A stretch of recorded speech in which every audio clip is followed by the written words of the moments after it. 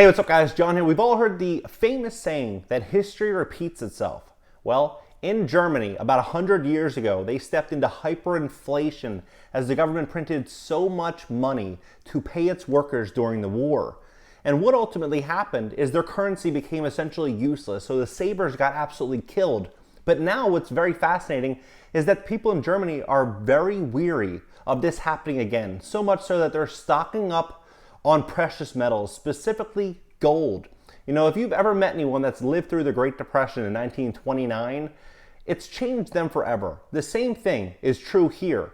But one thing is very fascinating that we can all grab from this is certain personality traits really that are important during these periods. One guy named Hugo Steins, he was the richest man in Germany, all due to a chain of events that unfolded. In this video, I'm going to break down, what he did, how he grew wealth, and what's happening right now in Germany, and why I think it's very important to consider allocating a small position in precious metals. My stake and my belief in precious metals is that if you do not have exclusive control over your holdings, you don't own it, somebody else does. So be sure that if you do decide to buy gold or silver, whatever you end up buying, that you have access to it exclusively. Now listen to this.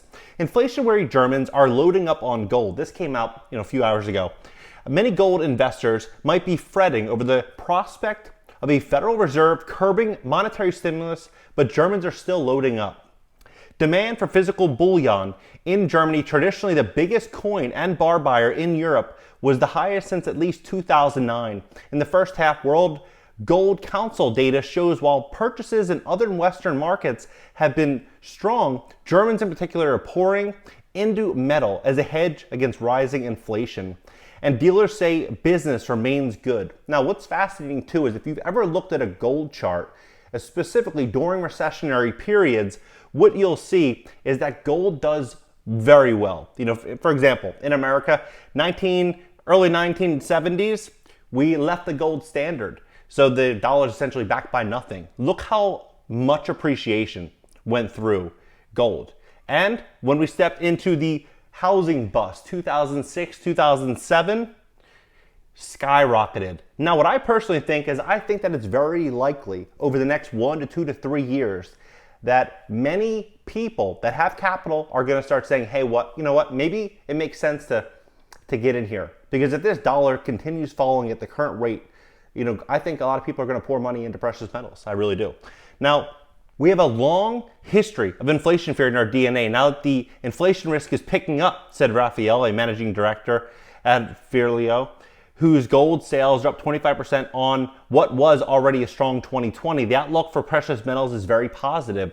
Germany's love for gold has its origins in its hyperinflation seems under the Weimar Republic a century ago, which saw consumer buying power collapse. Last month, the reopening of the economy helped Germans' inflation jump to the highest in more than a decade. Negative interest rates in Europe are also making non-yielding assets like gold more attractive. Now, this book that I read 8 months ago, phenomenal.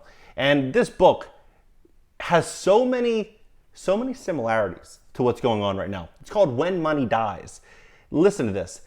The nightmare of deficit spending, devaluation, hyperinflation in Weimar Germany.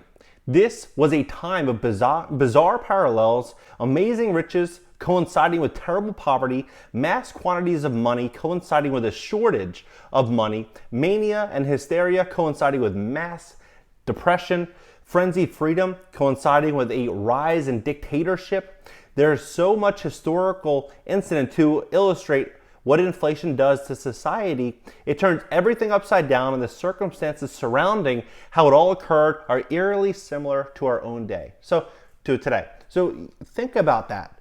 Interesting, right? Well, this guy, Hugo Steins, he saw this and he said, the currency is going to get crushed. What can I do? How can I protect myself, my family?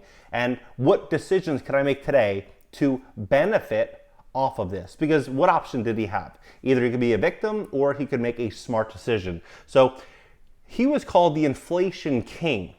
I'm saying the words from the sausage king of Chicago's ancient from Ferris Bueller's Day Off in the early 1920s. Hugo Steins was the wealthiest man in Germany. As a quick history refresher, Weimar Germany suffered terrible hyperinflation in the 20s. It was really bad, and in 1922 and 1923, see the value of gold marks and paper marks.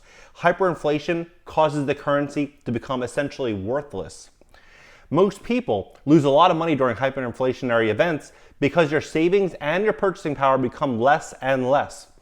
You are purchasing for saving money. You are punished for saving money in your bank account like a responsible person. What's interesting about Hugo Steins is during the hyperinflation of his wealth grew and grew a lot. It grew so much that he became the richest man in Germany. Hugo Steins came from a family that owned a coal mining plant, so his family had some funds as a starting point. But how Hugo became the wealthiest man in Germany came from his borrowing of money and allocating of said money to hard assets. Prior to hyperinflation, Hugo Steins borrowed large amounts of money in Germany's native currency, the paper mark. So, you look at this hyperinflation. That is radical. But what's very different from then and today is that not only do we have this hyperinflation concern, because this is definitely a concern, this could happen.